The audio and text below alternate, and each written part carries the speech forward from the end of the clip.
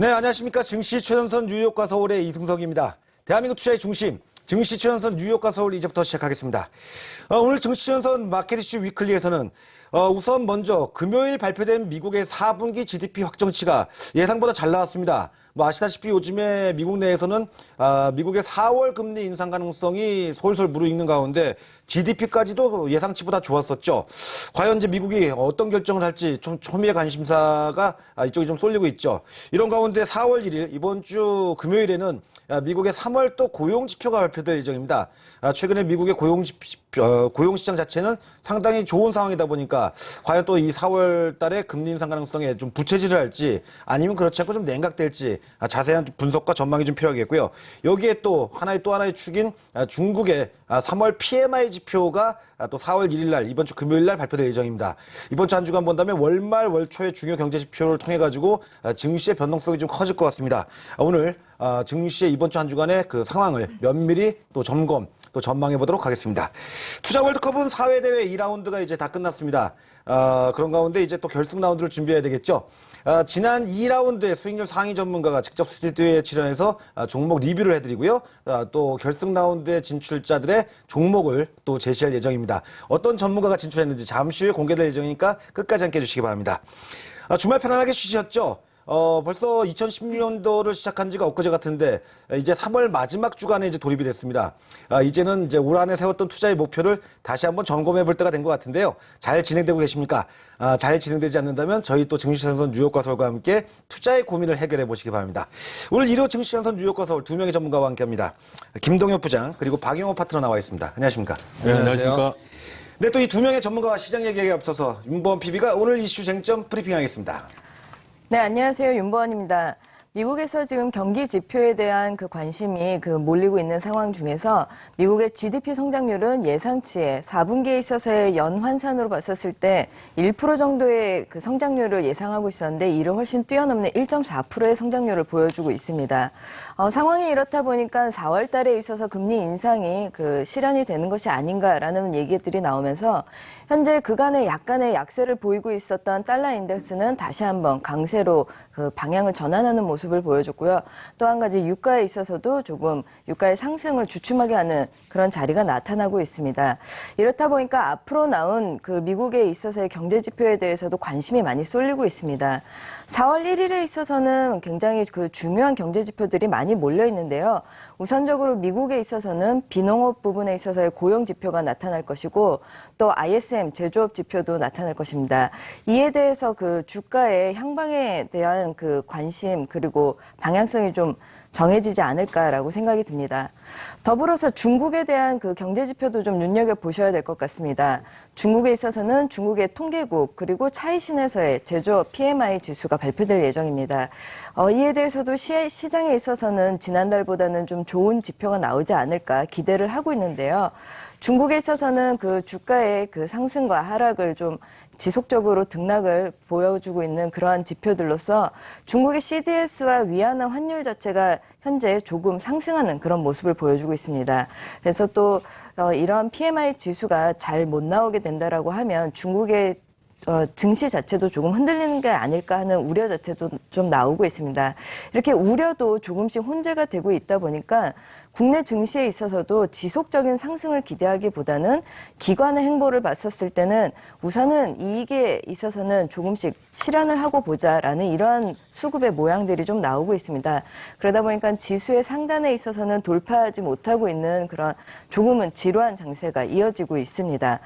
그러나 조금 좀 기대해 볼 수 있는 것이 바로 기업들의 실적일 텐데요. 실적에 있어서는 그간의 눈높이가 많이 낮아져 있었지만 이 부분에 있어서는 좀 개선이 이루어질 수 있을 거다라고 생각을 하고 있습니다. 그렇다 보니까 실적이 개선에 있어서 좀 두드러질 수 있는 제약 바이오주를 필두로 해서 관심 업종들에 대한 그 관심이 높아지고 있는데 오늘 저희 증시 최전선에서는 미국의 지표 호전에 따라서 금리 인상이 부각이 되고 있는지 그리고 4월 1일에 경제 지표들이 발표되는 것에 있어서 국내 증시에 어떤 영향을 미칠지 그리고 실적에 있어서 지금 기대가 되고 있는 제약주의 향방은 어떻게 될지에 대해서 꼼꼼하게 살펴보도록 하겠습니다. 네, 윤범 PB 잘 들었고요. 수고하셨습니다. 이제 또 한 주간의 증시를 하나씩 또 점검을 해봐야 되겠죠. 앞에서도 얘기했다시피 현재 미국의 4분기 GDP가 예상보다 잘 나왔습니다. 최근에 미국 내에서 지방연방은행 총재들이 잇따른 4월 금리 인상 가능성에 대한 얘기가 나오면서 그동안의 약세를 보였었던 미국 달러 인덱스가 강세로 돌아섰고요. 또 여기에다가 유가는 상승해서 또 하락 반전, 또 증시도 전반적으로 지난 한 주간 동안은 좀 조정 양상을 보였었죠. 우리 증시 역시도 마찬가지로 좀 조정이 나타나고 있습니다. 과연 4월 달에 금리 인상 가능성이 있는 건지, 물론 지금 현재 지표는 호전되고 있고 이미 미국의 경제는 그리 나쁘지 않은 거는 우리가 눈높이로 그러니까 실제 보고 확인했습니다만 중요한 건 정작 이게 과연 현실적으로 가능한지 지금부터 좀 면밀히 한번 따져볼 필요가 있을 것 같습니다. 결국은 이 미국의 금리 인상 가능성에 따라서 시장이 좀 출렁이고 있는 거 맞죠? 예. 지표는 잘 나오고 있는 것 같아요. 네. 그렇죠? 어떻습니까? 옐런 의장이 얘기한 게 이전에는 근로 조건, 이런 것 때문에 소비자 지출 이런 것들이 금리 인상에 발목을 잡고 있다. 금리 인상을 좀 하는데 좀 주저하고 있다라고 했는데 이번에 그 회의 발표를 하면서는 미국은 좋아지고 있다. 그러나 타 국가가 나쁘다. 그래서 지금 금리 인상을 조심스럽게 생각하고 있다라고 얘기를 했거든요. 그러니까 미국의 GDP가 좋아지고 이런 것들은 전체가 다 그 예상됐던 건데 옐런은 이걸 다 얘기를 하면서 이제 우리는 다 준비가 돼 있는데 밖에 내부 사정은 좋다. 밖에만 좋으면은 금리 인상 하겠다라는 뉘앙스를 지난번에 줬거든요. 그래서 아마 지금 4월 금리 인상설이 나오기는 하지만 해외 국가들의 그 경제 지표가 좋아지지 않는다면 옐런이 얘기한 대로 금리 인상 조금 늦춰질 수도 있지만 4월에 경제 지표가 좋아진다면은 하겠다라는 뉘앙스를 그대로 이행할 것이다. 저는 이렇게 보고 있습니다. 그렇다면 박영호 파트너의 생각은 4월 달에도 금리는 인상될 수 있다. 네. 근데 지난번에는 나오셔가지고 기자회견이 없기 때문에 인상하기가 좀 어렵지 않냐라고 이렇게 전망을 하셨었거든요. 지금 변화된 겁니까, 지금? 지금 이제 미국이 지금 얘기한 건 이제 4월 달에 해외 경제 지표가 좋다면 그러면 금리 인상이 가능하다 이제 그라는 얘기를 했었는데 아마 제가 4월 달에는 전반적으로 좋아지긴 조금 좀 어렵다는 거니까 3월 달 지표가 발표된 게 4월인데 4월 달에는 아직까지는 조금 좋아지기 어렵다는 측면이기 때문에 4월 금리 인상설은 조금 조기에 나오는 얘기가 아니겠느냐라고 보고요.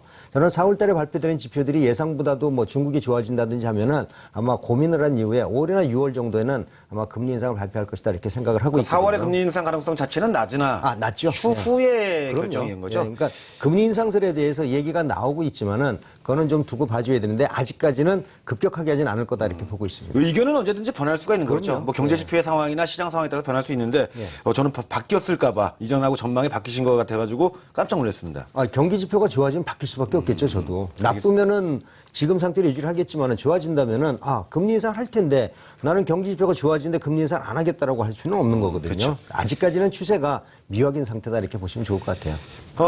김동엽 부장께서 보시기에는 이제 미국이 언제부터 이렇게 남의 나라를 신경을 써가지고서 또 이렇게 미국이 사실 굉장히 이기적인 나라인데 결국은 자국의 이익이 극대화되는 방향선에서 결정을 할 거라고 생각이 듭니다만 사실 지난 그 금리 동결한 지 이제 거의 날짜로 보름 정도밖에 안 됐는데 사람들이 이제 별 이슈가 없다 보니까 또 시장에 그 잔잔한 그 호수에 돌을 던지는 그런 어떤 단발적인 어떤 이슈가 좀 하나 등장을 한 것 같고요.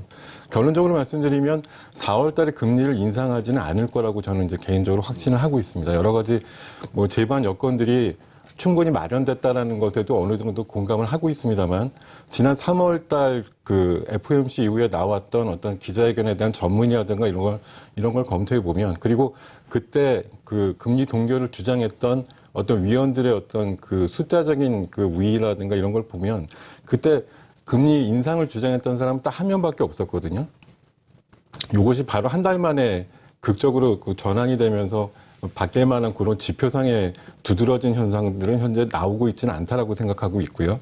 GDP는 일단 지난 그 4분기 때 있었던 예비치라든가 수정치 부분을 조금 상회하는 형태에서 나오긴 했습니다만 이것 자체가 앞으로도 계속된다라고 하는 미래를 담보하는 수치는 아니라고 생각들기 때문에 이 수치에 대해서 큰 의미를 가지지는 않으셨으면 좋겠다는 생각입니다. 근데 이제 그럼에도 불구하고 시장이 자꾸 아니라고 하는데도 불구하고 그러니까 전문가들도 4월달 금리 인상 가능성 높지 않다, 낮은 수준이고 아직은 때가 아닌 것 같다 이렇게 얘기를 해도 시장은 자꾸 이 미국의 금리 인상에 대해서 상당히 의식을 하잖아요. 결국은 이게 작년도 12월 달에 우리가 받았었던 트라우마, 네네. 아픈 기억이 상처가 되돌아가는 건가요? 그렇다고 볼 수도 있겠죠. 근데 가장 먼저 반응을 하는 것 자체는 달러의 강세인 것 같습니다. 그래서 이게 뭐 단기적으로 나오는 그 이슈라고 하더라도 그런 현상이라고 하더라도 달러의 강세가 있었을 때는 한 번은 움츠려드는 그런 모습들은 모든 나라 글로벌하게 좀 증시에는 반영이 될 것 같습니다. 그리고 4월 달에 있어서 금리 인상 이슈, 요거는 제가 생각했었을 때는 뭐 실현 가능성은 굉장히 낮을 거라고 생각을 하고 있습니다. 근데 저는 긍정적인 측면을 조금 보고 싶거든요. 어떤 면에 있어서 그러냐면 3월 달에 있어서 글로벌에 있어서의 그 정책 공조가 강화가 됐습니다. 그렇다면 이게 과연 그 효과가 있을까에 대해서 보는 거는 증시가 올라야지 효과가 있는 것은 아닙니다. 국가에 있어서의 펀더멘털 자체가 좋아져야지 이거 정책 공조에 대한 효과가 있다라고 그게 검증이 되는 거거든요. 그거에 대한 검증이 미국에서부터 실행이 된다라고 하면 이거 자체는 굉장히 호조로 봐야 되는데 그렇다고 해서 금리 인상이 가능할 것인가?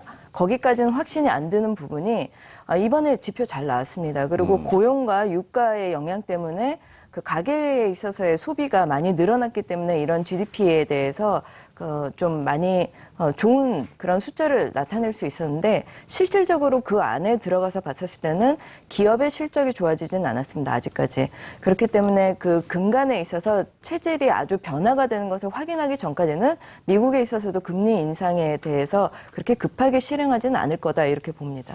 그렇다면 지금의 그 미국의 금리 인상 가능성에 대한 얘기와 그 설 때문에 증시가 조정받는 거는 결국은 핑계입니까?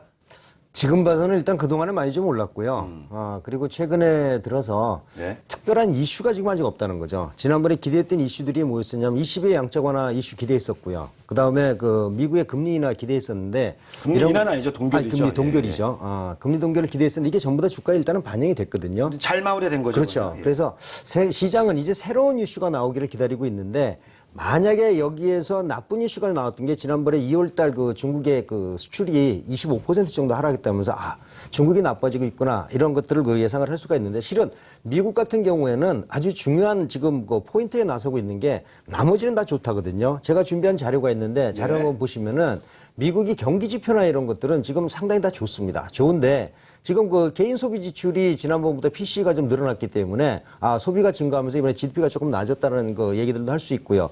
소비자 물가 지수는 지금 2.3까지 지금 올랐습니다. 지난번에 2%대 밑에서 근원 소비자 물가 지수죠. 그렇죠. 에너지 가격 뺀 거예요. 예. 저 밑에 이제 그 근원 CPI가 이제 좀 올라가고 있고 밑에는 그 일반 CPI인데 저것도 유가가 올라가면서 지금 많이 올라가고 있는데 이런 경기 지표는 좋아지는데 다음 화면 한번 보시면은요. 지금 고민하고 있는 게 이제 이번에 발표될 비농업부 고용 지표인데 지난번에 전년 동기보다 좀 떨어졌거든요. 증가는 했지만은.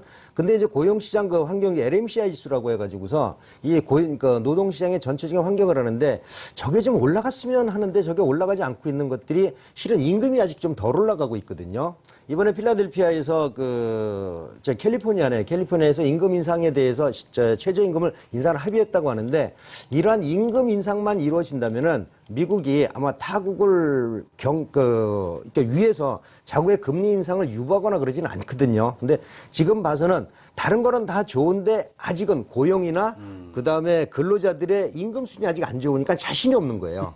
근데 저게마저 좋아진다면은 중국이 어떻고 미국이 유럽이 어떻고 일본이 어떻고 이거는 관계가 없이 금리 인상할 것 같거든요. 그래서 지금 다른 타국가들의 경기 지표가 좋아지면 금리 인상 가능성이 있지만 지금 얘기한 대로 고용이나 임금이나 이런 수준이 좋아진다면은 추가적으로 인플레 우려가 높아진 상황에서 미국이 금리 인상을 결정할 것이다라고 좀 보고 있습니다. 그래서 미국의 국내 지표와 그다음에 해외 지표를 좀 동시에 보면서 투자 전략을 세워야 되겠다 이렇게 말씀드리고 싶네요. 실제 미국의 최근 동향을 본다면 불균형적인 성장을 현재 이루고 있죠. 고용시장 또 소비는 좀 나아지는 것 같습니다만 어떻게 본다면 이제 그 산업과 경제의 선행격이라고 할 수 있는 이 제조업 지표가 상당히 안 좋습니다. 물론 제조업 지표 자체도 이전보다 좀 나아졌다고 하더라도 지금 현재 뭐 내구재 주문 동향 또 이 ISM 제조업 지수 또 비제조업 지수 다 좋지가 않습니다. 결국은 뭐 이제 앞에서도 얘기했다시피 그렇다면 김동엽 부장이 보시기에도 이런 지금 1년에 뭐 금리 4월에 금리 아니라고 하더라도 자꾸 시장에서 나오는 얘기는 결국은 뭐 조정을 보이고 싶은 시장에 한번 울고 싶은데 뺨 한번 제대로 한번 갈겨준 겁니까? 네, 표현이 아주 적절하시고 정확했다라고 생각하고 있고요. 제가 표현 잘하죠? 네, 너무 잘하십니다.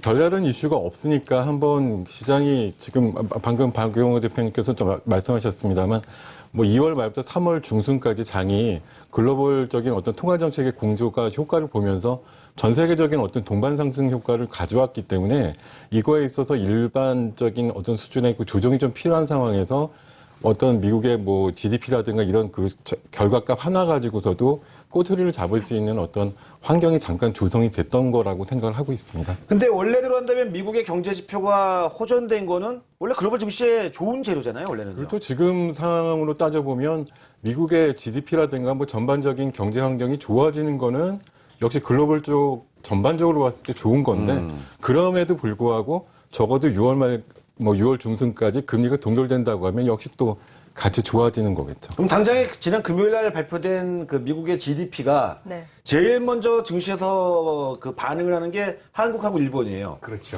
자, 유럽 증시는 뭐 지난 주말 또 미국 증시 역시 마찬가지고요. 남미 증시도 대부분 이 부활절 휴일로 인해 가지고 쉬었습니다. 이런 가운데 지금 이제 일요일에 현재 진행되고 있는 나라들이 이스라엘이나 사우디아라비아 같은 중동 지역 국가는 현재 진행이 되고 있는데 이들 국가는 현재 유가가 최근에 좀 약세를 보이다 보니까 더 전반적으로 현재 이스라엘 증시가 한 0.7% 정도 하락하고 있고요. 사우디아라비아 증시가 한 1.5% 정도 약세를 보이고 있습니다. 근데 이쪽하고 우리하고 똑같이 갈 건지 아니면 그렇지 않고 우리는 미국의 GDP 호전이 호재로 작용될 건지 이것도 궁금합니다.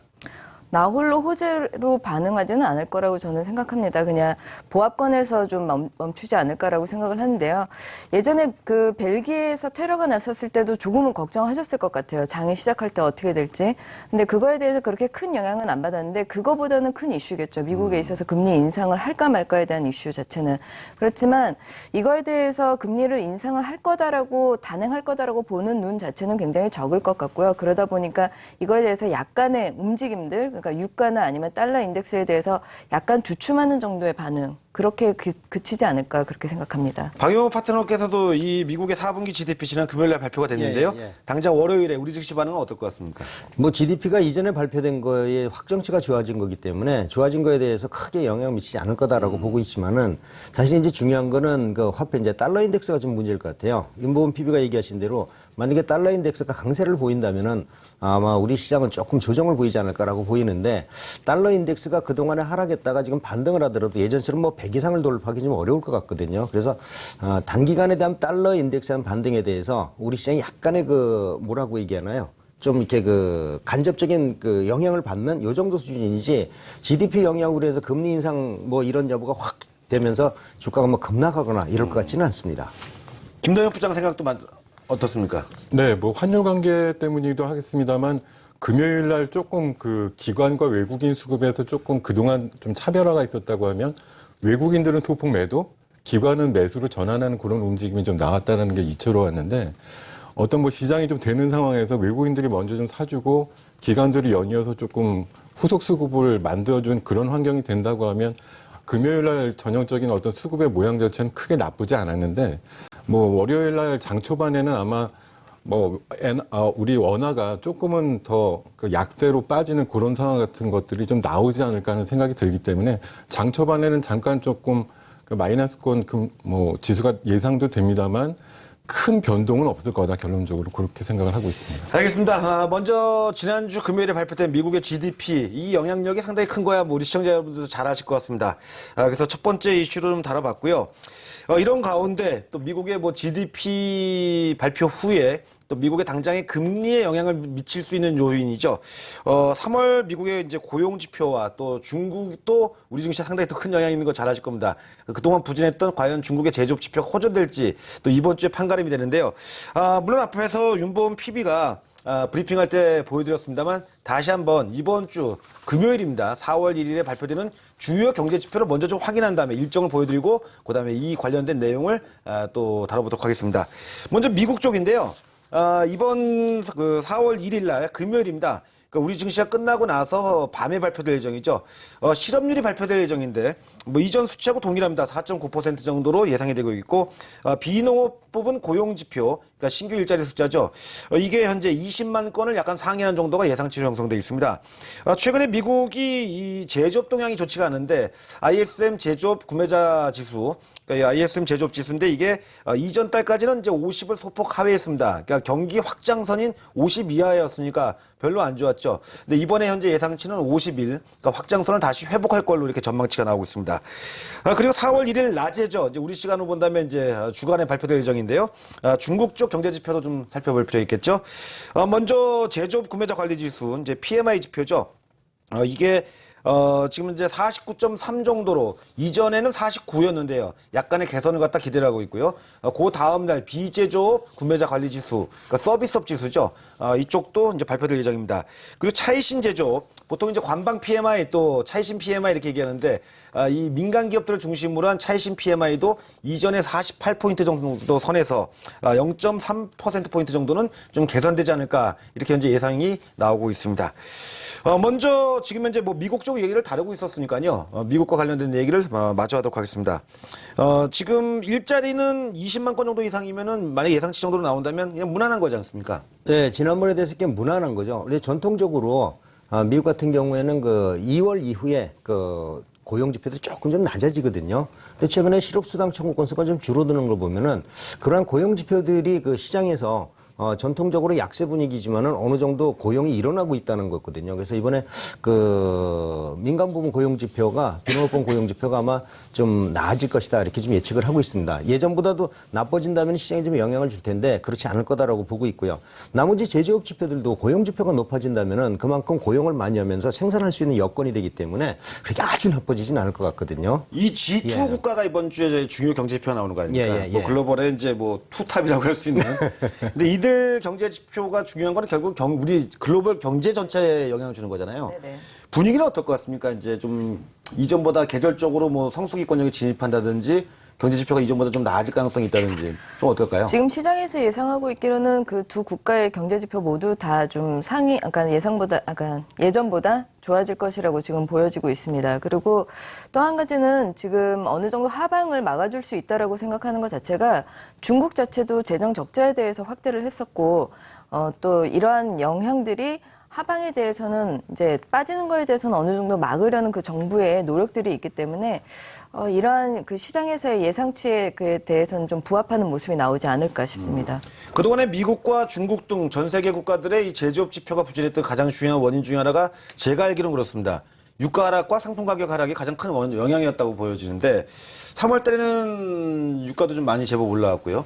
다른 상품 가격도 많이 올라왔죠. 많이 올라왔죠. 예. 그렇다면 좀 제조업 지표나 이쪽이 좀 이게 중요한 거 아닙니까? 결국 경기의 선행적 요인이니까요. 그러니까 일단은 유가나 그다음에 원자재가 이제 제조업 지표에 이제 그 선행지수라는 건 맞거든요. 근데 최근에 유가가 오르고 그다음에 원자재 가격이 오른 거는 실은 수요가 늘었다는 것보다도 일단은 재고가 좀 감소하면서 가격이 좀 오른 측면이 훨씬 더 많거든요. 만약에 수요가 늘었다면 운송량이 늘어나면서 최근에 중국으로 들어오는 그 건화물 지수라든지 이런 것들이 좀 올라줘야 되는데 중국으로 들어오는 건화물 지수가 아직 오르지 못하고 있어요. 물론 국제적인 BDI 지수는 최근에 좀 오르고 있지만은 중국이 원자재 소요국인데 최대 그 수요국인데 중국으로 들어오는 물동량은 아직은 이렇게 많이 움직이지는 않고 있는 것 같아요. 다만 최근에 중국의 철강 가격이나 이런 것들이 그 오른 것들 원자재 가격이 오른 것들은 구조조정에 의한 재고 소진 때문에 오르지 않았느냐 이렇게 보고 있거든요. 만약에 여기에서 중국의 수입 물동량이 늘어나면서 중국의 그 건화물 지수가 좀 오른다면은 아마 본격적으로 경기가 좀 호전된다라고 볼 수 있는데 아직까지는 그 기미는 좀 안 보이고 있거든요. 그래서 이번에 발표되는 그 경제 지표들도 아마 2월 달부터는 조금 좋아지긴 하겠지만 그렇게 그 반전할 수 있는 그런 경기 지표는 드라마틱한 수치를 기대하기는 어렵다. 좀 그런 것 같습니다. 결국은 이제 증시가 지금 호재에 목말라 있습니다. 더 올라가려니까 뭔가 좀 석연치가 않은 거죠. 김동엽 부장이 보시기에는 그렇다면 이번 주 한 주간에 이런 주요 경제 지표 발표가 예정돼 있는데 과연 증시의 상승의 전반적인 분위기가 좀 어떤 그 호재 작용으로 좀 반등의 모멘텀이 될 수 있을지 아니면 여전히 큰 어떤 그 개선 기대감을 갖기 어려운 상황에서 그냥 뭐 우리가 흔하게 얘기하는 뭐 쏘쏘라고 하나요? 그냥 저냥 넘어가는 이벤트일지 이 분위기부터 좀 전망을 좀 해주시죠. 근데 지금 현재 뭐 오늘 현재에서 느껴지는 어떤 전망치는 말씀대로 그냥 소소하다. 그렇게 표현을 하는 게 딱 적당할 것 같은데 말씀대로 중국의 경제 지표가 50이라고 하는 경기 확장과 그 수축을 가늠하는 지표에서 50선을 만약 상회하는 지표로 만약 용감하게 발표가 된다고 하면 그럴 때는 중국 시장도 마찬가지고 뭐 이게 또 연결져 가지고 해외 변수들이나 지표가 괜찮네라고 하면서 미국의 금리 인상 이슈를 또 촉발할 수 있는 어떤 악재로 나중에 작용할지 모르지만 어쨌든 글로벌 단에서 전반적으로 환호할 수 있는 그런 분위기가 먼저 조성될 수 있는 가능성이 높다라고 생각합니다. 알겠습니다. 지금 이제 얘기 들었다시피 4월 1일 날 이번 주 들어서의 가장 중요한 날짜가 될 것 같은데요. 그렇다면 좀 세밀하게 좀 들어가 보겠습니다. 미국 쪽 얘기는 아까 좀 다 나눴으니까 이제 중국을 좀 우리가 좀 관심 있게 봐야 되겠죠. 그동안 중국의 경제 지표 상당히 부진해서 중국 경제 지표 발표 나올 때마다 일단 충격을 한번 받아놓고 그다음에 이제 그 이후에는 뭐 경기 부양책이 나오지 않냐 이런 식으로다가 그동안 해석을 해왔거든요. 과연 이번에도 그럴지 아니면 그렇지 않고 이제 계략적인 성수기로 들어가면서 중국의 경제 지표가 정말 좋아지고 이게 증시 어떤 돌파구가 될 수 있을지를 전문가들한테 물어보도록 하겠습니다. 윤범 PB 보시기엔 어떻습니까? 네, 중국에 있어서의 이번 지수 발표는 그렇게 뭐 악재로서 영향을 미칠 거라고는 생각하지 않습니다. 그래서 시장에서 지금 예상을 하고 있는 대로 지난달보다는 좀 좋은 그런 수치를 보여주지 않을까라고 생각을 하고 있고요. 이거 자체가 아까 앞서서 말씀을 주셨던 것처럼 또 호재로서도 강하게 그 작용을 할 만큼의 수치는 안 될 겁니다. 근데 여기에 더불어서 앞으로 어떻게 하겠다라는 그 중국의 그 정책에 대해서가 플러스 알파의 역할을 해줄 거라고 생각을 하고 있는데요. 중국 자체는 지금 뭐 정책 부양이나 단기 회복에 대해서 굉장히 열심히 노력을 하고 있죠. 그래서 부동산에 있어서도 어떤 세금에 대해서 좀 감면을 해주려는 그런 모양새들이 지금 나오고 있기 때문에 흔히 말해서는 중국의 경기 자체는 부동산의 버블과 또 부동산의 상승에 따라서 움직였다라는 그런 보고서도 있습니다. 그래서 이러한 부동산부터 움직이겠다라고 한다든지 아니면 증시에 대해서도 뭔가 재정적인 그 적자 확대를 대해서 투자를 하고 또 한 가지 구조조정을 더 하겠다라는 이런 중국의 그 정부의 노력이 더불어서 간다라면 중국 증시도 국내 증시에 대해서 그렇게 발목을 잡는 역할을 하지는 않을 것 같습니다. 어떤 우호적인 영향도 아니고 뭡니까? 발목을 잡지도 않고. 네, 그게 크게 영향을 있을 것 같지는 않고요.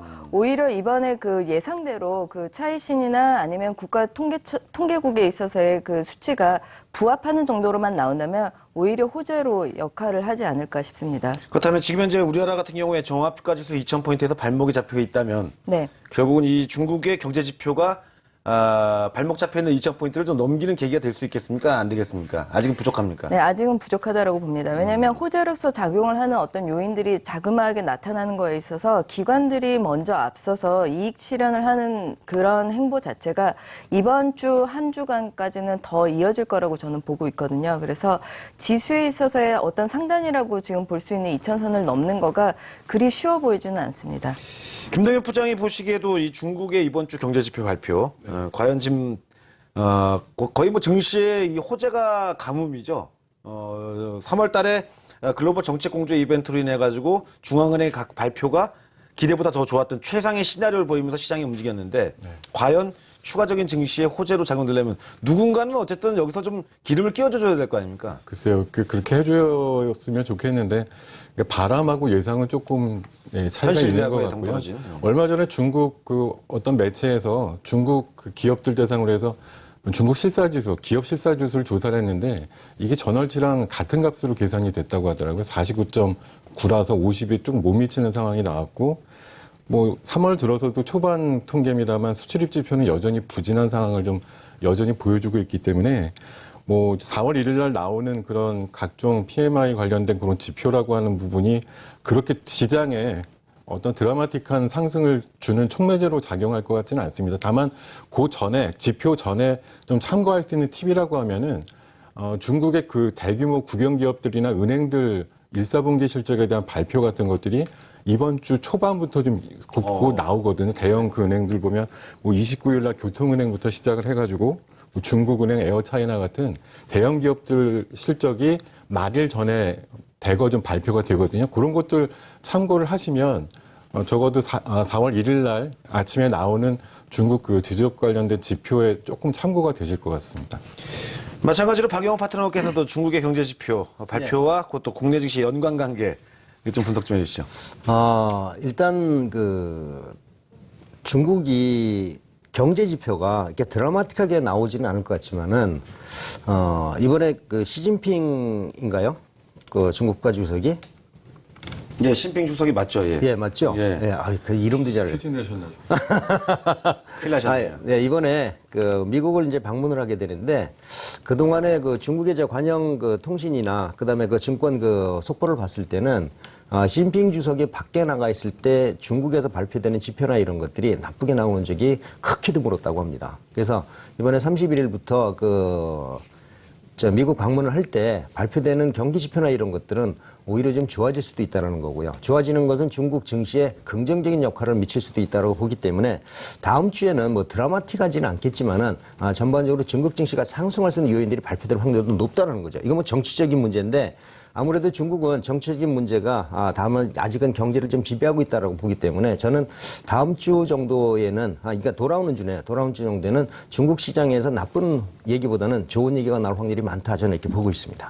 그렇다면은 전체적으로 중국 쪽을 박용호 파트너께서는 한국 증시에 우호적인 영향을 줄 것이다. 그렇게 보고 있습니다. 예, 알겠습니다. 참 이게 미국하고 중국 눈치 보는 것도 아주 힘들어 죽겠습니다. 제 눈이 다 가재미 눈이 될 것 같습니다. 어쨌든 뭐 안 볼 수가 없는 쪽이죠. 먼저 이제 중국 쪽의 경제 지표 이번 주 상당히 좀 중요할 것 같습니다. 뭐 아무래도 그동안 이제 부진했던 중국의 제조업 쪽 서비스 PMI도 그동안은 호전을 상대적으로 좋았습니다만 네. 지난 2월달 지표는 예상보다 안 좋았었죠. 네, 그렇긴 하지만 뭐 제조업 지수 자체가 지금 올라갈 거라고 예상을 하고 있는 상황에서는 서비스업 지수 자체도 올라갈 거라고 지금 그 동반 상승하지 않을까 싶습니다. 한 가지만 좀 더 여쭤볼게요. 최근에 이제 위안화가 연중 고점을 가치가 경신한 다음에 네네. 지금 굉장히 빠른 속도로 지금 현재 위안화가 절하를 보이고 있지 않습니까? 이 영향도 굉장히 크죠. 네, 예. 맞습니다. 근데 위안화 절하에 대해서는 진짜 그 소뚜껑 보고 놀란 가슴 자라보고 네, 놀라셨죠? 자라보고. 뚜껑부터 보면 안 되죠. 네, 그런 것처럼 작년 그 8월 달에 있었던 일 때문에 위안화의 움직임에 대해서 더 이렇게 투자자들 분들께서 그 가슴이 덜컹덜컹 예민하시죠. 하는 네, 그런 일들이 있을 텐데 현재 있어서 위안화 절하가 자꾸만 그 중국 정부에 있어서는 그런 일이 없을 거다. 어떤 수출 경쟁력을 위해서 위안화 절하하지 않겠다라는 발언을 계속해서 하고 있음에도 불구하고 지금 뭐 영내 역에 있어서 환율이 좀 그러니까 올라가고 있는 그런 상황에 있습니다. 그렇지만 이제 글로벌 정책 공조가 나왔다는 그런 상황 하에서 지금 어떤 한 국가의 일방적인 그 수출 경쟁력을 위한 그 통화 약세가 실현되기는 굉장히 어려운 상황이라고 보고 있기 때문에 이거에 대해서도 뭐 크게 우려하시진 않아도 될 거라고 봅니다. 예, 알겠습니다. 지금 먼저 중국 쪽에 또 위안화 가치가 요즘에 좀 절하성 움직임을 계속 이어가고 있죠. 절하가 되고 있는 상황이다 보니까 앞에서 뭐 윤보원 PB가 뭐 소뚜껑부터 얘기를 했지만 뭐 자라보고 놀란 가슴 소뚜껑 보고 놀란다고 작년에 있었던 그 트라우마 아픈 기억이 되살아나지 않을까 이런 우려감을 요즘 갖고 있는데 결국은 위안화도 어쨌든 국내 증시에 상당히 민감한 부분은 맞지 않습니까? 위안화 민감하죠. 만약에 위안화가 강세를 보인다면 우리나라가 경쟁력이 좀 높아진다고 보고 약세를 보인다면 상대적으로 경쟁력에 대한 문제들이 생기기 때문에 위안화 움직임과 국내 그 원화가 이제 동조화된 적이 많았었거든요. 근데 위안화는 중국 정부에서 위안화를 특별하게 평가절하하지 않겠다고 하는 거는 노력을 기울이는 건 맞을 겁니다. 당분간 지킬 거지만은 시장에서 볼 때는 중국이 이달, 그러니까 올해내 6월에 이제 10월 정도, 10월이죠. 그 SDR에 편입이 되면은 아무래도 위안화를 발행을 하면서 경기 부양 효과를 노릴 것이다라는 생각 때문에 위안화가 여기서 강세로, 뭐 통화 증발을 하는데 강세로 하기 좀 어려울 것으로 보고 있는 거죠. 예. 그래서 국제적인 그 통화 전략가들은 위안화의 지속적인 약세에다 베팅을 하고 있는 편이지만 중국 당국에서는 지금 지키려고 노력하고 있는 건 맞다. 그렇지만 위안화가 강세로 가는 것보다는 약세 쪽으로 가는 게 오히려 시장에서 올바르게 보는 투자 전략이 아닐까 저는 이렇게 보고 있습니다. 위안화가 절하가 되는 게 어떤 트렌드다, 그러니까 추세다라는 거죠. 그렇다면 시장에는 별로 그렇게 좋은 요인은 아니지 않습니까? 근데 이게 뭐 단기간에 이루어지는 것보다는 조금 기간을 가지고 이루어질 거고요. 그 다음에 시장에서도 우리 워낙 이제 중국이 위안화가 약화가 되는 경우에서 그 통화 증발을 하면서 약화가 되면 경기 호전 이제 얘기가 나오는 거잖아요. 그러면 중국의 경기가 좋아진다면 우리나라 기업들한테도 그게 나쁘게 나오지는 않을 것 같아요. 그래서 지금 위안화가 약세를 보이고 있는 게 환율적으로는 안 좋지만은 중국의 경기 성장 측면으로 보면 우리한테는 긍정적인 효과가 나올 수도 있다 이렇게 봐야 될 것 같습니다. 알겠습니다. 잘 들었습니다. 뭐 중국 쪽에 또 중요 경제 지표가 나오다 보니까 중국 증시와 또 한국 증시의 상관관계를 분석 전망을 해봤고요. 이제 또 다음 주제로 하나 넘어가도록 하겠습니다. 그래서 원래는 이게 출연하신 전문가들한테 제가 미리 저희가 사전에 당일 이슈로는 이제 안 드렸던 내용인데요. 하나만 좀 더 새로운 이슈를 갑작스럽게 좀 물어봐야 될 것 같습니다. 김성현 부장한테 좀 물어봐야 되는데 월말이고 이제 분기말이지 않습니까? 3월이 그죠? 네. 뭐 언강생심이라고 할까요? 이 윈도우 드레싱 효과에 대한 기대감을 좀 가져보게 됩니다. 그렇죠? 네. 그렇다면 이제 수급 동향을 최근의 수급 동향 우리가 안 따져볼 수 없을 것 같은데 네. 과연 이번 주 한 주간 어떤 호재가 없다면 이 윈도우 드레싱 효과로라도 좀 증시가 좀 반등하지 않을까 이런 게 기대감을 또 가져볼 수 있는 거 아닙니까? 시나리오상. 가져볼 수 있고 그게 저는 개인적으로는 금요일 날부터 조금 실현이 되고 있다라고 개인적으로 지난주 생각하고 금요일부터요? 있거든요. 네. 사실 뚜렷한 뭐 호황제가 크게 구분되지 않는 시장이고 그냥 변동성이 지난주 초반부터 극히 좀 낮아진 상태이기 때문에 뭐 그렇습니다만 어쨌든 기관들 입장에서는 이번 3월 말이 또 하나 이제 분기를 결산하는 중요한 그 한 주가 되기 때문에 이번 주를 통틀어서는 아마 기관 수급이 그렇게 나쁘지는 않을 거라고 생각이 들고요. 말일날 거의 뭐 끝에 가서는 좀 시장을 받치는 정도로 수익률 관리를 하는 움직임이 나올 거라고 생각합니다. 최근에 기관들 쪽이 참 급격히 매도하다가, 그러니까 말씀한 대로 금요일 정도쯤에서 매도가 좀 주춤거리고요. 오히려 그동안 주식을 열심히 샀던 외국인들은 또 반대 현상을 보이고 있고요. 결국 윈도우 드레싱 효과라는 게 이게 기관들에 의해서 주로 만들어진 거잖아요. 그죠? 뭐 기관들뿐만이겠습니까? 우리도 했으면 좋겠어요. 우리도 했으면 좋겠어요. 어떨까요? 수급 동향 요즘에 어떻습니까? 기관들이 보통 이제 일반 그 1월이나 2월 말 같은 윈도우 드레싱 효과는 좀 약한데 분기말 윈도우 드레싱 효과는 대부분적으로 다 이렇게 효과가 나타났었거든요. 그래서 이번에도 이제 3월 말이니까 기관들이 매수는 안 하더라도 급격하게 매도는 안 할 것이다라고 지금 생각을 하고 있거든요. 네. 근데 최근에 들어서 기관들이 조금 그 차익 실현 물량이 좀 나오면서 주가가 2,000포인트를 돌파하지 못했다는 건데 아마 이번 주는 다시 2,000포인트 부근까지 언저리 이 부분까지 올려놔야 기관들도 그 분기 평가말도 좋아지기 때문에 이번 주말에 시장이 이렇게 아주 나쁠 것이다 이렇게 예측하는 것보다는 특별한 이슈만 없다면 악재만 없다면은 시장은 상향 박스권을 그릴 확률이 높다 이렇게 봐야 될 것 같습니다. 알겠습니다. 근데 이제 하나 여기서 또 이것도 저희가 너무 한 발 앞서서 가는지 모르겠습니다만 좋습니다. 저 두 분의 얘기대로 이번 주에 윈도우 드레싱 효과가 분기 말이니까 좀 강하게 들어왔다고 치자고요. 그렇다면 지금 현재 윈도우 드레싱 효과가 들어와도 결국은 이게 어떤 실질적인 뭐 펀더멘탈 이슈라든지 좋은 재료가 없다면은 사상 누각 아닙니까? 결국은요. 그렇죠? 네, 맞습니다. 그렇게 되는 게 맞는 겁니까? 저는 뭐 지금에 있어서 그렇게 크게 아래 하락으로 방향을 잡지도 않지만 윈도우 드레싱 효과 뭐 이걸로 있어서 상승을 이끌어낼 거다 그거 자체도 생각을 하고 있지는 이번 않습니다. PB 그래서 답변에서 별로 저도 그렇게 큰 기대는 네. 안 했습니다. 근데 뭐 제가 너무 부정적으로 본다라고 생각하실 수도 있겠지만 저는 그거보다는 흐름 자체가 굉장히 지루할 거라고 생각을 하고 있었고 실제로 지난주에 있어서나 뭐 그 전주에 있어서도 호재라고 생각하는 내용들이 나왔음에도 불구하고 그렇게 움직이지 않는 것들을 확인해 보실 수 있었을 텐데요. 기관들의 윈도우 드레싱 효과가 조금은 있을 수 있겠습니다. 그렇지만 실질적으로 그 안에서의 변동폭이 컸었던 종목들이 있을지 또 거기에 대해서 만약에 기관의 수급이 들어온다고 하더라도 말씀 주셨던 것처럼 외국인의 수급 자체가 또 반대로 가는 영향이 있었을 때는 또 어떨지라고 생각을 해봤을 때는 이번 한 주도 그냥 강보합 정도에서 머무르지 않을까라고 생각을 합니다. 근데 이게 전반적인 아주 큰 시세에 대해서 아니면 그 중장기적인 시간을 두고 봤었을 때 모두 지루할 거고 아니면 하락으로 갈 거다 이렇게 보는 방향은 아닙니다. 그래서 굉장히 좋은 시장을 형성해 가기 위한 그런 체질을 다져가고 있는 과정이라고 좀 보시면 될 것 같고요. 이번 한 주에 있어서의 저는 수급적인 측면에서 그렇게 크게 기대하기는 어려울 거라고 봅니다. 예, 잘 들었습니다. 이제 윈도우 드레싱 효과까지도 이제 기대감을 과연 가질 수 있는지까지 좀 물어봤고요. 다음 주제로 또 넘어가 봐야 되겠죠. 지난 금요일 같은 경우에는 이 제약주, 거래소 쪽의 제약주 주가 움직임이 상대적으로 상당히 좋았습니다. 특히 LG생명과학 같은 경우에는 기관 쪽에서 긍정적인 레포트까지 나왔었죠. 4분기 실적 호전에 대한 얘기가 나왔고, 지난해에 1분기죠 참, 1분기 실적 호전에 대한 얘기 나왔고, 지난해 4분기 쪽에서도 이 제약주의 실적은 전체 시장 대비 상대적으로 상당히 좋았죠. 어땠습니까?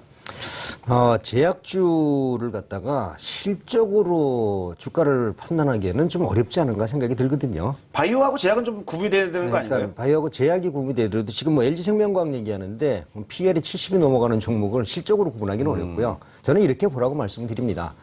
제약하고 바이오가 아직 이슈가 다 마무리되지 않았다라는 얘기죠. 뭐냐면은 삼성에서 바이오메틱 그 에피스에 대한 그 상장 얘기도 나오고 있고요. 그다음에 셀트리온에서 미국 FDA 승인이 4월에 나올 것이다 이런 얘기도 있기 때문에 이러한 것들은 아직은 이슈가 시장을 주도하고 있는 거고 여기에서 조금 좋은 뉴스만 나와도 주가가 많이 반등을 하겠지만은 이전번처럼 아주 큰 뉴스가 나오지 않는다면 역시들 전고점을 돌파하기는 조금 어렵다라는 생각이고요. 다만 시장이 지금 추세를 확인하는 매매 전략에서는 아직도 바이오가 지금 이슈가 좀 남았으니까 조금 더 추가 상승하겠지만은 전고점 돌파는 조금 부족하다라는 생각이거든요. 그래서 지금 뭐 바이오를 뭐 LG생명과 이런 거를 실적 가치나 이런 가치 기준으로 따지기에는 어렵다 이런 업종으로 저는 분석을 해보겠습니다. 지난주 금요일에 그렇다면 이런 관련주들의 주가 강세는 결국 이 순환매 일환이라고 봐야 되는 겁니까? 예, 저는 지금 그 일정 부분 순환매로 보는데 만약에 셀트리온 같은 경우도 실적이 많이 좋아졌다고 하지만 사실 2월 그러니까 1월 수출하고 1월에 셀트리온 그 수출하고 2월 수출은 급격하게 감소를 했거든요.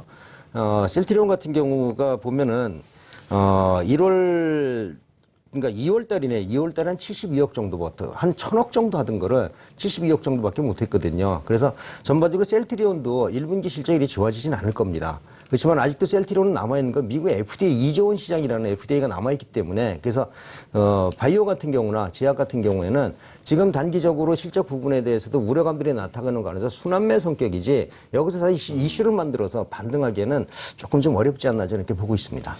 김동현 부장이 바라보고 있는 지난주 후반에 이 제약주의 주가 반등 어떤 영향이라고 먼저 보십니까? 네, 일단은 뭐 계속 우리 프로그램에서도 몇 번 다뤘습니다만 실적이 성장한다, 상승한다, 높아진다, 좋아진다라고 하는 개념에 걸맞는 업종이 무엇일까를 이제 생각해보는 시기가 도래했다. 그러니까 프리어닝 시즌이 이미 진입을 했고요.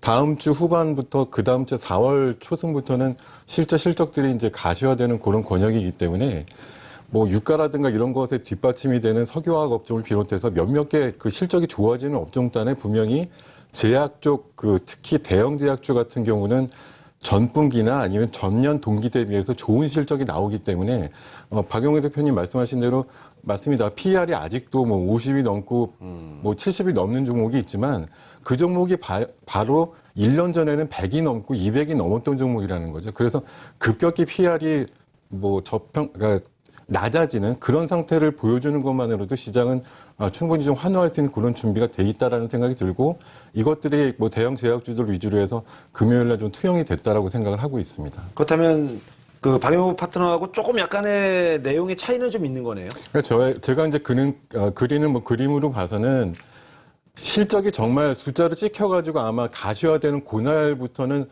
정점을 치고서 또 역시 너무 오버해서 시장 뭐 반응을 했네 주가라가 이런 식으로 시장이 받아들일지 모르겠는데 그 전날까지는 셀 것 같습니다. 그러니까 실적 발표하기 전까지는 기대감 때문에 주가가 올라오고 충분히 가미가 돼서 약 한 2, 3주 정도 이끌 수 있는 그런 분위기가 조성이 될 것 같고요.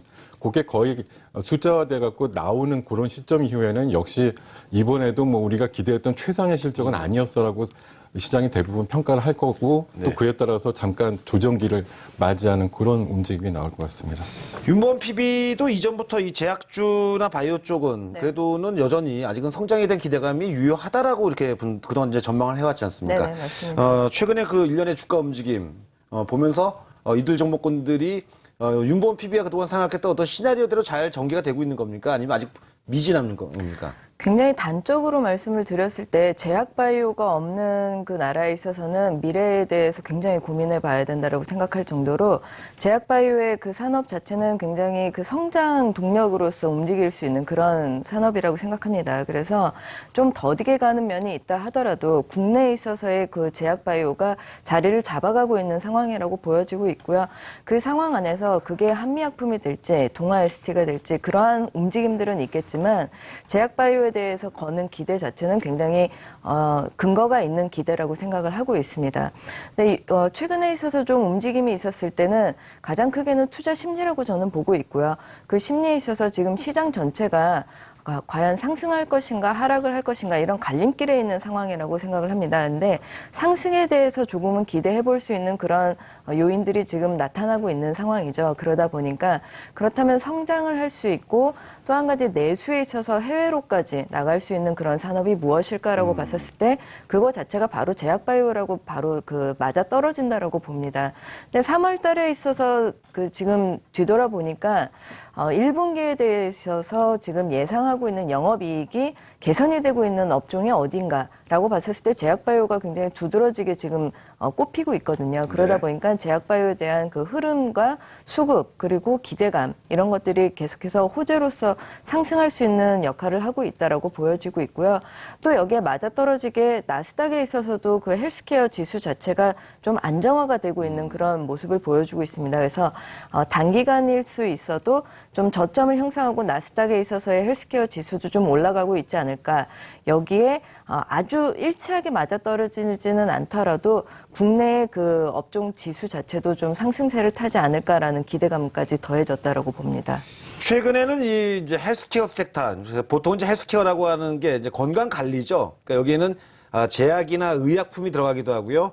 또 바이오 기업도 들어가고 또 건강 보조식품 기업도 들어가고 또 여기 이제 의료 장비까지 포함이 되는 거죠. 최근에 아시다시피 의료 장비 쪽의 주가 움직임이 좋아서 저희 시간에서도 몇 번을 다뤘습니다. 하지만 상대적으로 실질적으로 약을 만드는 회사 쪽은 별로 주가 움직임이 좋지 않았죠. 그렇다면 이제 관심이 좀 자연스럽게 제약사, 그러니까 실제 뭐 약을 제조하거나 뭐 신약을 내놓을 기대감이 있거나 이쪽으로 좀 장비 쪽에서 좀 이동을 해도 되는 겁니까? 장비에 대한 기대감을 줄이고 이동을 하셔라라고 말씀드리기는 어렵고요. 저는 양쪽 다 기대를 하실 수 있다라고 보여지고 있는데요. 신약에 대해서는 뭐 일반적인 화학이 원료가 되고 있는 제약에 대해서 수출이 지속적으로 늘어날 것입니다. 이것은 아닌 것 같습니다. 이거는 이미 옛날 사고방식에 갇혀 있다라고 보여지고 있고요. 또 제약에 있어서도 새로운 바이오시밀러 베이스의 제약이 나타나고 있느냐. 근데 한국에 있어서 굉장히 극소수의 기업들이 지금 인정을 받기 시작한 단계라고는 하지만 예전과는 좀 달라졌죠. 한국 시장 자체가 신약을 만들어내는 데 있어서도 인정을 받기 시작했다는 게 굉장히 중요하다라고 생각합니다. 그래서 제약 쪽에 대한 그 관심 자체도 끊이지 않고 좀 돌아보시면서 어떤 기업이 제대로 R&D에 대해서 확대를 하고 있는지 그래서 그게 결과로 나오고 있는지에 대해서도 좀 살펴보셔야 될 거라고 생각합니다. 네, 알겠습니다. 제약바이오, 그러니까 특히 제약주였죠. 지난 금요일 쪽에서 워낙 주가 움직임도 좋았고 또 기관적 리포트 자체도 최근 제약주에 대한 그 어떤 실적 전망을 좀 상향하는 움직임이 나오다 보니까 분기 실적을 앞두고 또 이쪽을 좀 안 돌아볼 수가 없어가지고 내용을 좀 다뤄봤습니다. 방영 파트너께서 할 말이 있으신 것 같아요. 저를 자꾸 쳐다보고 계셔요. 예. 아니 이제 그 우선 IPO하는 기업들의 10억 달러 이상의 공룡들은 이제 그 증권시장 유니콘이라고 하거든요. 네, 맞습니다. 근데 그 지난 이전에는 유니콘들이 제약 바이오주에들이 많이 있었는데 그 유니콘들의 사망이 임박했다라는 그 글들이 간혹 지금 나오고 있거든요. 그거는 기대치보다도 실적이나 이런 것들이 좀 저조하다라는 건데 과연 새로운 유니콘이 나온다면은 그쪽으로 옮겨갈 건데 새로운 유니콘은 지금 이번에 구글로 인한 그 인공지능 쪽으로 유니콘이 옮겨갈 확률도 있다라는 겁니다. 그래서 제약 바이오주는 지금 신고가를 나온다면은 어때 이슈가 아직 살아 있습니다. 임보빈피가 얘기한 것처럼 제약 바이오가 없는 나라는 미래 가치가 좀 부족하다는 거 저도 적극 동의하거든요. 그래서 우리나라는 아직은 제약 바이오된 이슈가 아직은 살아 있습니다. 살아 있지만은 만약에 이게 유니콘이 몰락하는 기사가 나온다면은 그때는 좀 주의를 하셔야 될 거다 이런 생각이고요. 아직까지는 살아 있다. 추세를 보면서 대응하자라는 전략을 말씀드리겠습니다. 근데 제가 알기로는 그 미국 구글의 그 AI, 그러니까 인공지능도 최종 목표는 헬스케어라고 제가 들었거든요. 근데 이제 그래서 지금 이제 최근에 이제 구글 같은 경우도 그렇죠. 이 바이오 쪽이나 또 장비 쪽 관련 의료 산업에 상당히 투자를 많이 하고 있다는 얘기를 들리는데요. 헬스케어하고 제약하고 바이오하고 같은 맥락으로 이렇게 그 묶어서 볼 수가 있지만은 여태까지 헬스케어가 좀 부진한 쪽이었었잖아요. 제약 바이오의 신약이나 그다음에 제네릭 효과라든지 이런 것들 때문에 갔는데 이번에 다시 유니콘들이 나온다면 지금 헬스케어라고 하면은 그거는 제약하고 바이오는 조금 다른 측면으로 봐야 되지 않겠느냐. 뭐 이건 아직은 정확히 나온 건 아닌데 일단 그동안에 그 글로벌 단에서 보면은 유니콘들이 제약하고 바이오가 많았다는 점들도 한번 생각해 볼 필요가 있다. 이런 생각입니다. 알겠습니다. 김동엽 부장이 저쪽에서 계속 저한테 수신호를 보내고 있습니다. 본인이 할 얘기가 더 있다는 얘기겠죠? 네. 마저 해주시죠. 예. 지금 그 제약바이오 나오니까 뭐 치료의 개념이 지금 이제 확장이 돼가지고 사전 예방과 사후 관리 쪽까지 광역으로 좀 확대되면서 그 헬스케어 관련된 그런 산업이 좀 발전되는 그런 움직임이 나온다라고 이해를 해주시면 좋을 것 같고요. 제가 준비한 그림에서 지금 R&D 관련된 말씀이 좀 있었기 때문에 하나 말씀드리면 최근에 한미약품이 작년 초부터 왜 올랐는지를 따져보면 결국적으로는 10년 동안 거의 한 9천억에 가까운 R&D를 투자했기 때문에 평균적인 제약사 대비해서 멀쩡한 비율로 매출액 대비 R&D에 쏟아부은 결과가 이제 꽃을 피웠다라고 생각하시면 되는 것 같은데요. 그 다음 장표에서 보시면 여러 많은 그 제약사들이 있습니다만 10년 통계를 봤을 때 꾸준히 R&D 비율이 높아지고 있는 그런 대형 제약주들은 결국 올해 이후에 뭐 신약과 관련된 파이프라인이라든가 로열티 계약과 관련된 그런 건들이 많이 진행될 예정으로 생각이 되고요. 그에 따른 성과가 주가로 연결될 거라고 생각합니다. 알겠습니다. 뭐 전문가들의 의견이 좀 약간의 그 미묘하게 좀 엇갈리는 부분이 있는데 좀 취사 선택 잘 하셔야 될 것 같습니다. 제약주까지 살펴봤고요. 한 주간에 있을 만한 이슈들을 총괄적으로 점검을 해봤습니다. 그렇다면 이런 이슈들이 시장에 반응해서 과연 전문가들은 시장의 방향성을 어떻게 전망하는지 알아봐야 되겠죠. 한 주간의 증시 지수 전망을 하도록 하겠습니다. 먼저 거래소를 보도록 하겠는데요. 저희 전문가들의 또 이제 설문조사 내용이 현재 나오고 있습니다. 이번 주는 좀 붉은빛보다도 좀 회색이나 파란색까지 눈에 띕니다. 붉은빛은 이제 상승을 전망한 전문가고요. 회색으로 현재 나가는 그 막대 그래프는 이제 보합입니다. 그리고 파란색은 이제 하락인데요. 지금 이석우 부장 그리고 김문석 파트너, 나영호 파트너, 명성호 파트너 이 네 명의 전문가는 이번 주 한 주간 증시를 상승으로 전망하고 있지만 박영호 파트너 그리고 이승원 파트너 그리고 박세진, 윤보은 PB는 이번 주 시장을 보합 정도, 여기에 김동엽 부장도 포함되네요. 역시나. 그리고 양태원 파트너는 아예 이번 주 증시 한 주간을 좀 하락으로 보고 있습니다. 그 어느 때 보세요. 저희가 이 설문조사 전문가한테 한다면은 가장 좀 약하게 시장 갖다 보고 있지 않나 이렇게 보여집니다. 예상지수 상단은 2014포인트 정도고요. 하단부는 거래소 1960포인트 정도를 얘기하고 있습니다. 가장 높게 보는 전문가가 이석우 부장으로 2040포인트, 가장 보수적으로 보는 전문가들은 2000포인트 정도를 예상하고 있습니다. 코스닥 보겠습니다. 코스닥도 역시 분위기는 뭐 거래소 쪽하고 크게 다르지가 않습니다. 지금 전체 전문가들 보게 되면 상승을 전망하고 있는 전문가가 지금 현재 5명이고요. 보합 정도가 4명, 그리고 하락을 1명 정도가 예상하고 있고요. 지수 평균은 701포인트 정도를 코스닥 고점, 그다음에 저점은 670포인트 정도 내외권을 보고 있으니까요. 현재 지난 금요일에 지수 대비해가지고 위쪽보다는 아래쪽의 방향을 좀 더 열고 현재 시장을 보고 있습니다.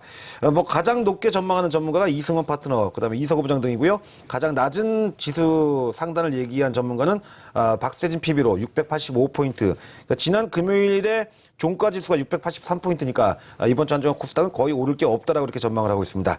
그렇다면 현재 스튜디오에 나와 있는 전문가들의 한 주간 지수 전망에 대한 근거와 또 투자 전략 들어봐야 되겠죠. 박영호 파트너부터 말씀해 주시죠. 일단은 뭐 다음 주에는 시장이 약해지지 않을 거다 저는 보고 있거든요. 그래서 적극 매수하기는 조금 좀 어렵지만은 시장의 하락보다는 그 상향 박스권 그래서 적극 매수는 일단 보유하면서 단기 그 트레이딩 바이 전략이 좋지 않을까라고 생각을 하고 있고요. 코스닥 같은 경우에는 제가 이번에 실적 발표 시즌이 들어오기 때문에 대형주 섹터보다는 중소형 섹터를 보자고 했기 때문에 중소형주에서 휴대폰 관련주나 이런 것들 나쁘지 않을 것 같고요. 지금 실적이 좋아질 것으로 눈에 많이 보이고 있는 건 역시 정유하고 화학 쪽인데 정유 같은 경우는 유가가 반등하고 있고요. 그다음에 화학 같은 석유화학 같은 경우에는 나프타 가격이 반등해주면서 제품 가격 지금 동반 상승을 해주고 있거든요. 물론 2월달 수출도 조금 좋아지긴 했지만은 이제 3월달 수출이 어떻게 되느냐가 이제 궁금합니다. 4월달에 발표가 나올 텐데 그때 만약에 수출 실적이 좋아진다면은 한 단계 더 반등을 해줄 거다라고 보고 있습니다. 그래서 지금 전반적으로 봐서는 일단은 실적 오전 관련주들을 봐야 되고 성수기 도래업종 이쪽으로 우리가 눈을 좀 돌려야 될 것이다 이런 전략을 세우고 있습니다.